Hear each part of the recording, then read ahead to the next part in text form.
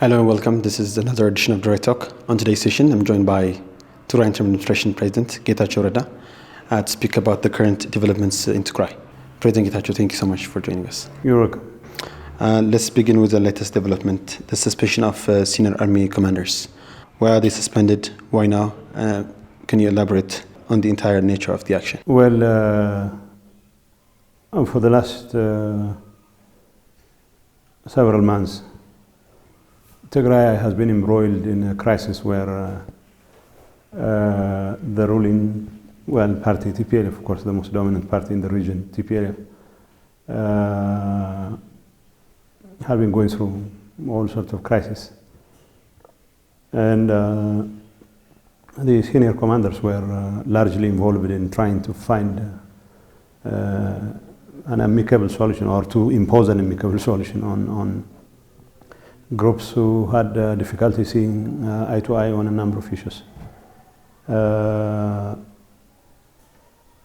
So when the faction led by the chairperson decided to register itself in the federal government and conduct Congress, we had reason to believe that the Congress they were concocting was not only below standard, but more importantly divisive in its nature, and of course not in a position to come up with anything that would herald a better future for Tigray. So we begged to differ.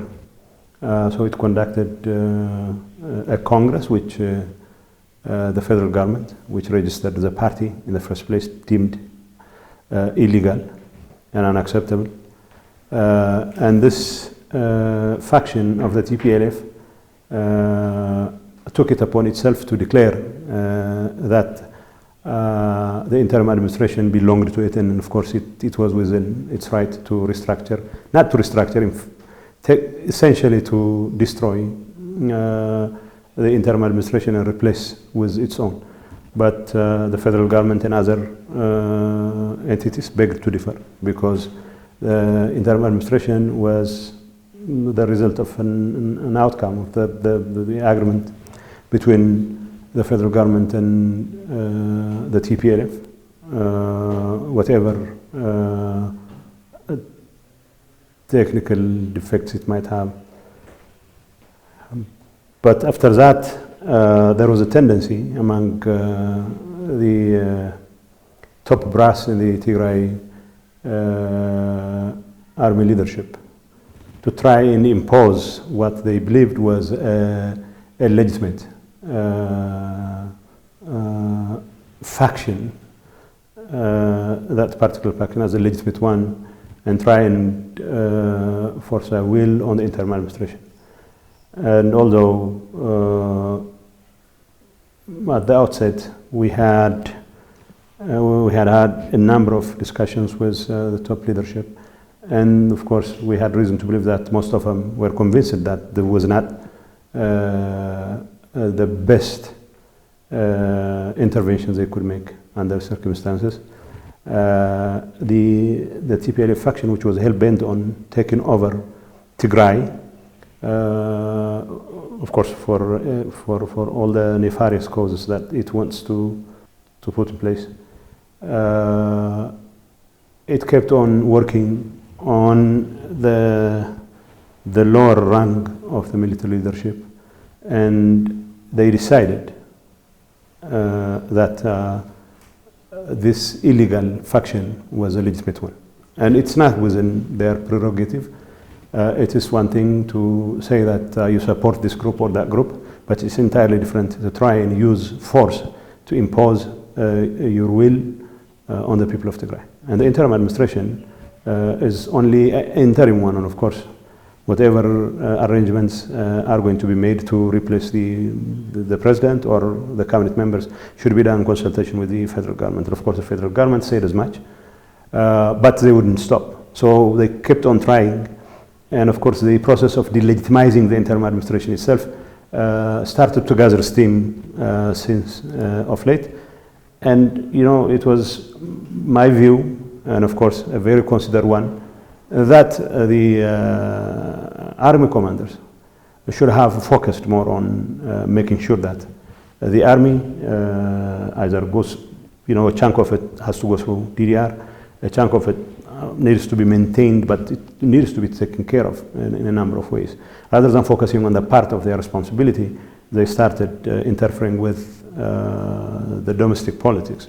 And of course, that started to play havoc with the way the interim administration conducted it. This has been a month since they already announced in a statement that they support one faction with TPLF. I mean, why is it now that you have to... No, this time around they are actually taking all the steps needed to implement their so-called decision. They are breaking in government offices. They are removing interim administration officials. And of course, it has created confusion not only in the public, but more importantly, even within the army itself. So it was my considered opinion. Where specifically? Well, this happened in Sahartis, in northwestern Tigray and central Tigray. This has happened several months ago.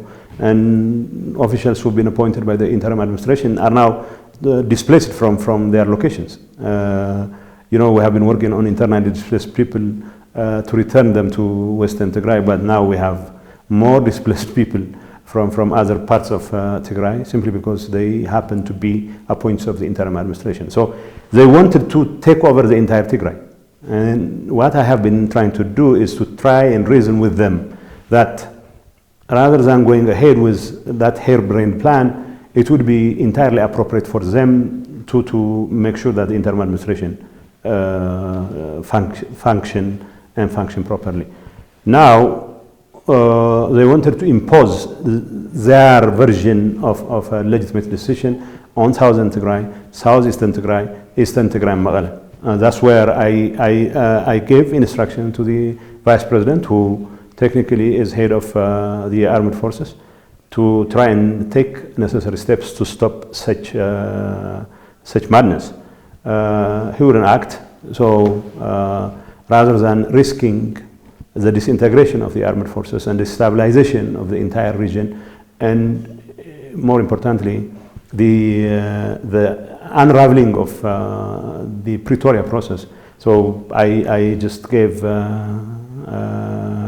orders to this front commanders to temporarily suspend their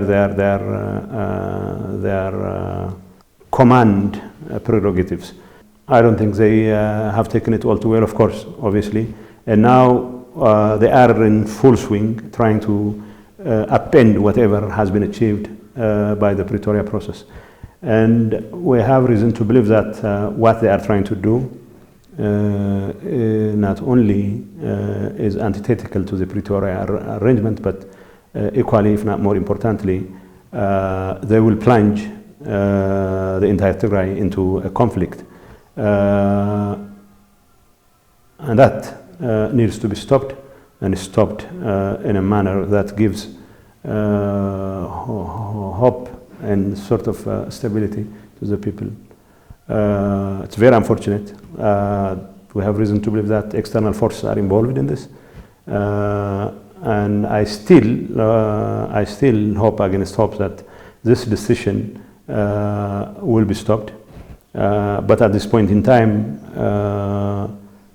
the very parties to the Pretoria Agreement, the federal government, the international community, should really take into account the deteriorating situation in Tigray and the far-reaching ramifications of the unraveling of the Pretoria agreements. And so whatever support, whatever intervention there could be, I think is totally warranted at this point in time. And it's not a question of removing a president or a cabinet member. More importantly, it's about maintaining that modicum of peace that has been held together by the Pretoria agreement. But my question was, I mean, why do you issue a statement yesterday? I mean, you told me that they started in northwestern Tigray and the central Tigray. They're now coming to Maqala in the eastern zone of Tigray. I mean, why not earlier? Well, we're hoping that, that there appear to be some understanding among the top brass. It's only when we realized that these people were totally unhinged and they just wanted to go ahead with their plans. Despite whatever agreements we make in our meetings, they would have none of it. So they had different plans than what they keep telling me was the case. So better late than never. How about their responses? What? How about the response from the security office? Well, that's the most inappropriate and probably the most revealing in terms of what their intentions are. So obviously, rather than portraying the armed forces as belonging to the people of Tigray, they are telling us the armed forces belong to an illegal faction of the TPLF. So what's next if they do not accept? Of course, there are people who would not accept, do not accept their decision. And of course, whatever nefarious plans they have against the interim administration is also a plan against the Pretoria arrangement itself. So partners of the Pretoria arrangement, including the federal government, have a stake here, and they are duty bound to say something and act upon it, whatever the nature of that action is going to be. So my position is that what they are trying to do is against the interest of the Tigrayan public. It's against peace, it's against stability. More importantly, it's divisive, and it will land us in a situation, in a very unenviable situation, because every want to have an axe to grind with either the federal government or other forces who are involved in this process are trying to take advantage of such a vacuum. So it's a crisis in full bloom. Earlier today, TPLF official in the Facebook page posted that the mayor office in Adigrat has been retaken. Do you know about this development? Yes, and that's pretty much what they plan to do, not just in Adigrat. They want to do it in Maqala, they want to do it everywhere. Taking over government offices on behalf of an illegal faction of the TPLF and using Tigray People's Forces. That is totally unacceptable, and that is a prescription for more disaster to come. That's why I am trying to do everything within my power to stop that madness. Whether I have the capacity to stop that madness is an entirely different matter. But like I said, the international community should step up to the plate and tell these people that they are madness. What are exactly the things in your power to stop the things? Well, I'm just calling on the public to say no. I'm calling on the members of the armed forces to resist such an illegal command by people who've been suspended from that position. How about administrative decisions? Well, administrative decisions, you just take administrative decisions to remove. But what other decisions are you having in mind? Okay, how about any likelihood for reconciliation? You don't reconcile over which illegal activity to endorse or not. I'm not interested in holding on to this position or that position.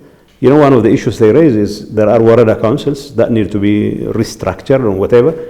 Well, so we have, the interim administration has clearly stated that whatever issues there are, we can address them through law and through other instruments of law. I mean, legislations, we have legislations in place.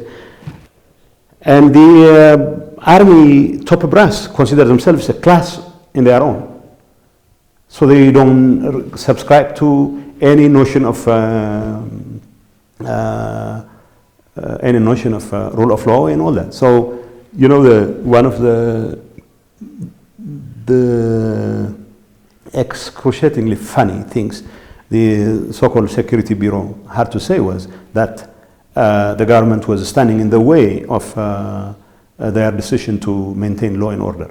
But these people have been resisting the idea of putting in jail people who have been involved in all sorts of crimes, including gold smuggling, including human trafficking and all that. So these people haven't done anything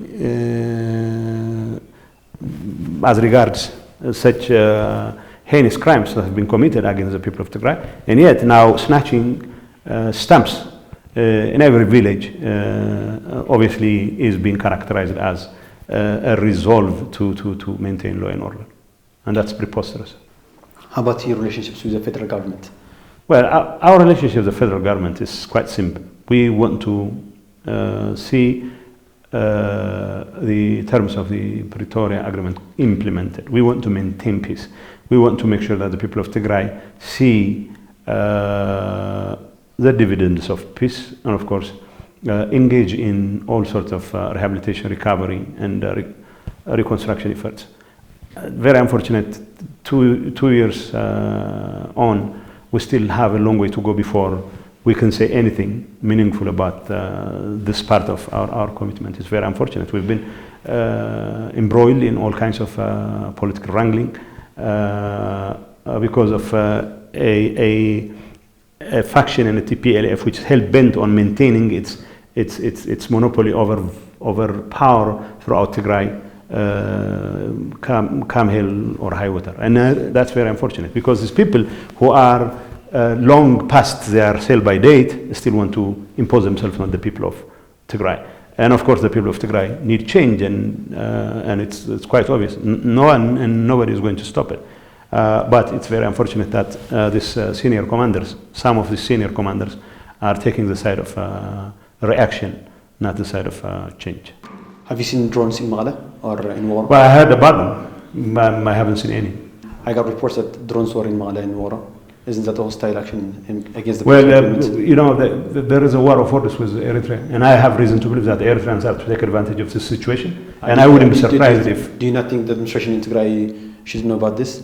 Well, there are planes which hover over the skies of Tigray, international flights, where we are part of the federation. And I would always... I mean, there is a difference between civilian flights and drones. No, I would always, you know, I had lodged a complaint that if the drone activities are around Maqala, that's totally unacceptable. But I'm not going to say whether in their engagements with the Eritreans or with the Egyptians, they use whatever assets they have. But the Pretoria Agreement makes it abundantly clear that no such hostile activities will be allowed in Tigray. And I have reason to believe that whatever signs there are, they should not be directed against any part of Tigray, as long as the Pretoria Agreement works. How about the rising tensions between Ethiopia and Eritrea? What's your take? My take is, I don't want the people of Tigray to be caught in such a mess. And it's very unfortunate that some of my colleagues don't seem to have that in mind, or they seem to be intent on taking advantage of whatever vacuum there is. And all I can say is it's going to be way more disastrous than one can possibly imagine. And I don't want any conflict to happen between Eritrea and Ethiopia. And if that happens, I don't want that to happen to involve the people of Tigray. But hope that this won't happen is all I can do right now. That's why we're trying to make sure that the Pretoria Agreement is implemented and fully, without the kinds of not just hiccups, but also clear violations that are folding out, that are unfolding in Maqala and other parts of Tigray. What's your government doing to implement the Pretoria Agreement before anything between Ethiopia and Eritrea happened? Look, we have sent a new team to work on that, but it all depends on how stable we are. With the people in the top brass engaged in dismantling the interim administration itself, to say that the interim administration will do this and that will be quite a luxury. We haven't done enough simply because we've been distracted all along. There has been a deliberate decision by this faction, the TPLF and their supporters within the armed top brass. Do you think you do your own to bring the IDPs back to their homes? Yes, we are trying to do our own. If conflict erupts, what are we going to do? You can just call on up. You can say so in so many words that IDPs should return, but the return of IDPs requires some kind of coordination, right? Of course. So in the absence of authority in not just in southwestern Tigray and central Tigray, now eastern Tigray, and of course next would be Maqala or other parts of Tigray, what sort of action would you expect? But we have sent a delegation working with the federal government and with the international community to work on that particular assignment. This should have been everybody's assignment. But there appears to be little or no appetite on the part of the people who are hell-bent on snatching power at all costs, including at the cost of the people and at the cost of the IDPs. All right, finally, it's been almost 2 years since you assumed office. Almost 2 years. What did you achieve? No, I'm not here to give you a laundry list of things we have done. At least we have created a situation where people realize that unless we change the way we do politics in Tigray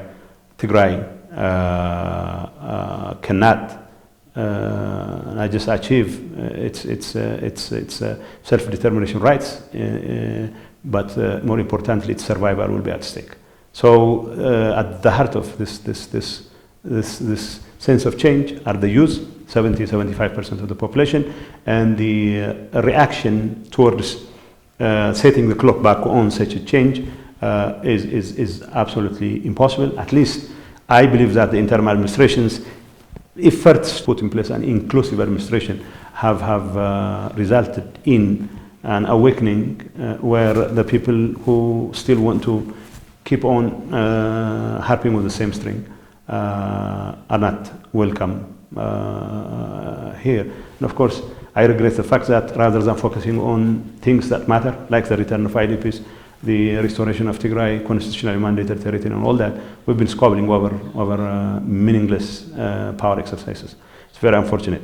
So my last remark is, I still continue to call on the people who have a vested interest in maintaining the Pretoria Agreement to step up to the plate and call a spade a spade. Thank you. No. Wait, what if, isn't it too much? 2 years for political awareness and to call upon people. Now, I'm not going to give you a laundry list of things. We have achieved so many things economically, socially, and all that. But this is nothing to write home about. Why would I give you a list of things that we have done when the list of things which we should have done is quite big, quite large? All right, thank you so much. You're welcome.